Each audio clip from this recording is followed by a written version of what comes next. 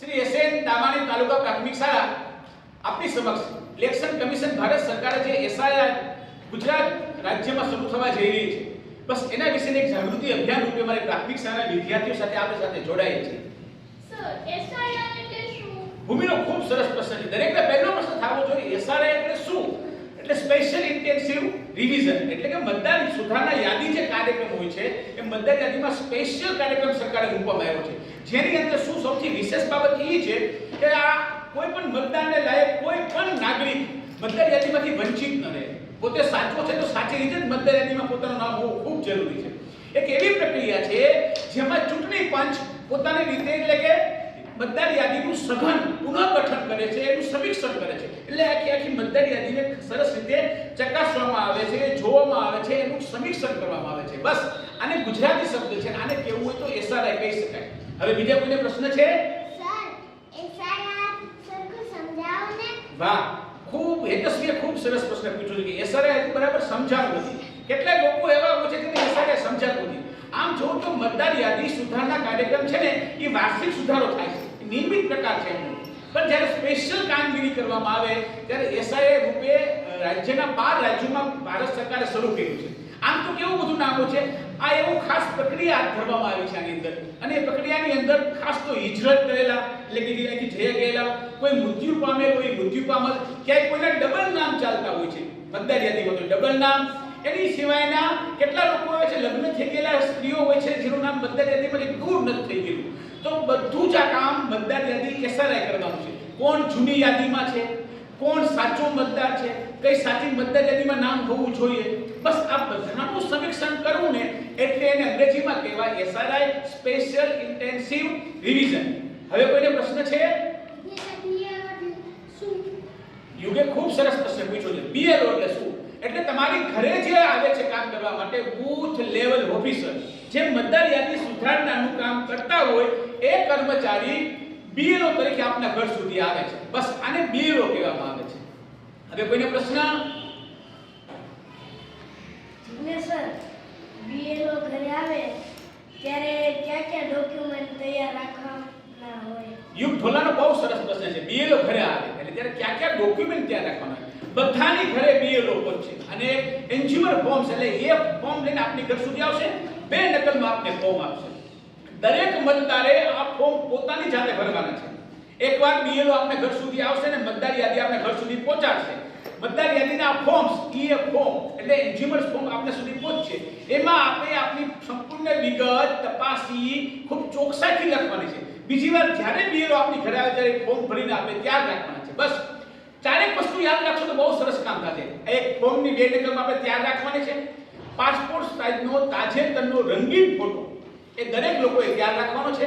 આધાર કાર્ડની ઝેરોક્સ, ચૂંટણી કાર્ડની ઝેરોક્સ, એટલા ડોક્યુમેન્ટ તૈયાર હોય તો એસઆઈ કરવામાં એકદમ ચપટી વાગતા એસઆઈ થઈ જશે. બસ એટલા માટે આપણે બધાએ જોડાવાનું છે.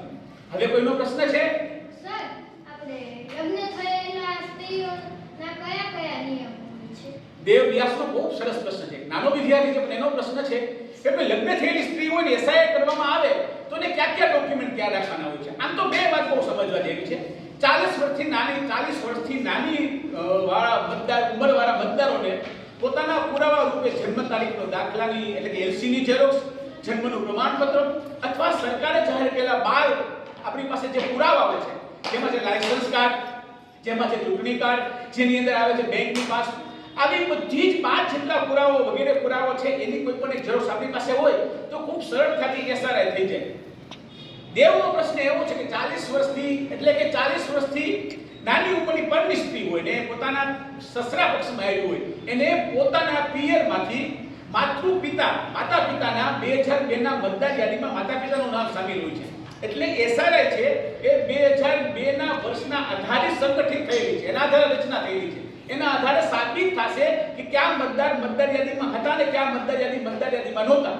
તો આવા માટે એ મતદાર યાદીમાં એમના ક્રમ નંબર ને એમનો ભાગ નંબર લેવાનો છે. બીજો પ્રશ્ન આપણે થવો જોઈએ, મતદાર યાદીમાં પરણી સ્ત્રી હોય એને કોની પાસેથી લેવાનો?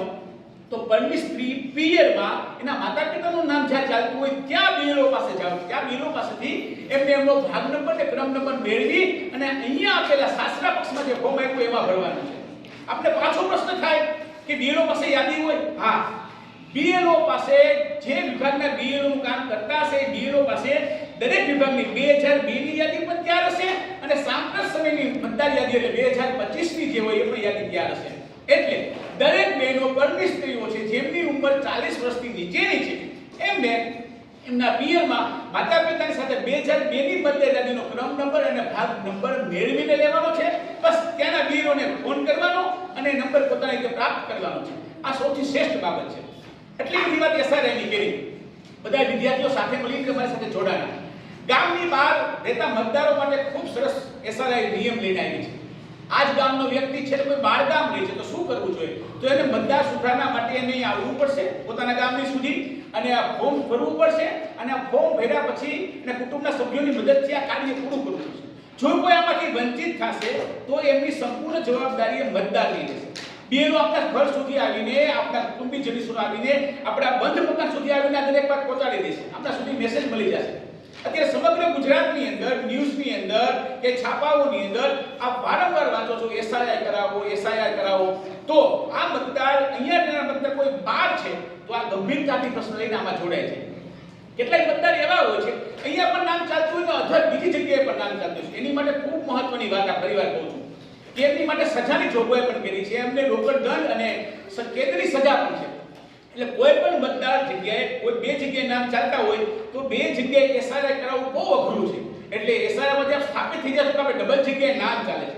તો આપણે કોઈ પણ પોતાની મતદારે જવાબદારી સાંભળી ઇલેક્શન કમિશન પંચના જે નિયમો છે જે રૂલ્સ છે જે એક્ટ બનેલા છે એ બધાને આધારે એસઆરઆઈમાં બધાએ જોડાવાનું છે. કોઈ પણ એક જગ્યાએ આપણું નામ ચાલુ રખાવી અને આ કરવાનું છે. બીજું સંપૂર્ણ જવાબદારી મતદારોની છે. બસ તો અમારી આખી ટીમ સાથે મળી અને આપની સમક્ષ આજે વાત કરવા આવી હતી.